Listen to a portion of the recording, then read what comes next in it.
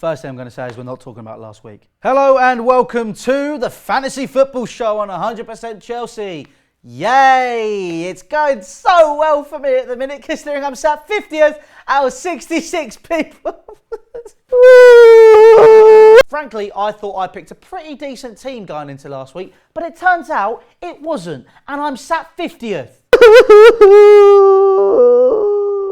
Firstly, I'd like to say congratulations to the ones that finished right up there in the 100% Chelsea Fantasy League. You can see your names over there, but just thought I'd let you know I will find you and I will kill you because you know what? I should be up there! So, I've made some very swift changes to my fantasy team. The biggest thing for me is the fact I've had to change the formation from a 3 at the back to a 4 at the back. So I'm more likely to concede goals this week, considering there probably isn't going to be a single goalless draw and everybody is going to score. So let's just jump straight into the team, shall we? In goal, you got the same as last week. You got David De Gea. Man United are playing Southampton this Friday. You know, first Friday night football of the season. You know what? There's not going to be a clean sheet, but I don't think there's going to be any this weekend. So I'm going to leave David De Gea as he is because, let's be honest, for the long run, he's the best keeper in the Premier League. So it's worth keeping him in, especially considering that the Man United defence will probably be one of the tightest. Well, it was the tightest last season. It probably will be the tightest on Mourinho this season. So you know what? I'm keeping David De Gea in goal. My back four isn't looking great. I've got Funes Mori and Van Dijk still in there, but I've added Jordi Amat and Friend from Middlesbrough. Now, Jordi Amat's case, there could be a clean sheet. But the fact of the matter is, I said that one had Christian Fuchs in there last week, and Leicester lost 2-1 to Hull.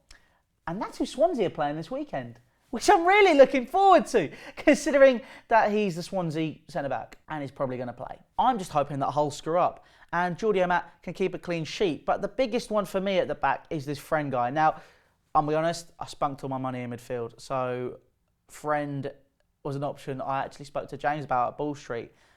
Basically, Friend was part of one of the tightest defences in the Championship last season. And I know it's a big step from the Championship to the Premier League, but he's highly rated, apparently. They're a pretty solid side. But going into the North East derby, I just cannot see either side keeping a clean sheet. So if I put in any of the defenders, it was going to be tough. It's looking at the team they've got though, Middlesbrough. I can see him sneaking a win.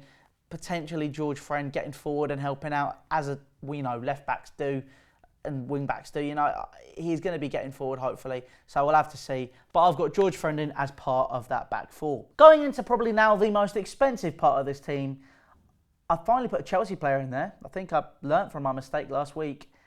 I've got Hazard, Coutinho, Sigurdsson and Payet. Now Sigurdsson, like Amat, he's playing Hull. So basically he should be getting a goal, an assist, scoring a penalty, scoring a free kick. Any of those would be great. I just need to get them. So put it this way, I actually do well this week, so I can actually start moving up the board. I think the only time I might start doing well is when nobody cares about fantasy football. But that is my advantage. I will win this league. So I've got Sigurdsson in there alongside Payet, who probably will be starting this week, considering Andre Ayew got injured against Chelsea on Monday night. He looked pretty sharp when he came on. I'm going to be honest, it did look like we were a little bit scared of him when we come on. The pace did change. So I think Dimitri Payet should be doing well this week. Hopefully he can get some points on the board for me. Coutinho is the other one. Obviously did really well against Arsenal, and I completely forgot. He basically runs that Liverpool midfield. The majority of stuff goes through him. He's a free kick specialist. He does score goals. So Coutinho is in there for me. But the biggest player for me, obviously, is Eden Hazard. I'm going to be honest, I didn't put Chelsea players in last week because I was a bit worried to see if the form would carry across from last season. I was very worried that potentially we didn't have the right mindset. But I was proven wrong. So basically Hazard goes into that team based on that performance on Monday night against West Ham, where he scored a goal. You know, that's always good. He was taking people on and he looked confident again, in my opinion. So you know what? Eden Hazard goes in this team for the long run alongside David De Gea as players which will not be leaving this team now unless they get injured. And it's the same two strikers up top for me in Zlatan Ibrahimovic and Shane Long, both facing each other in Southampton versus Manchester United on Friday night.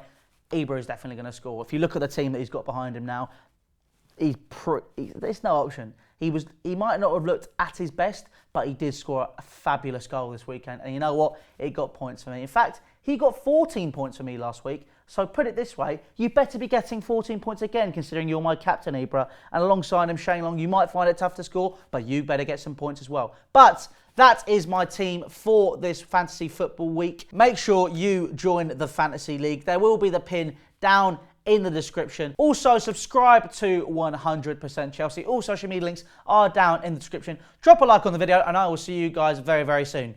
Take care.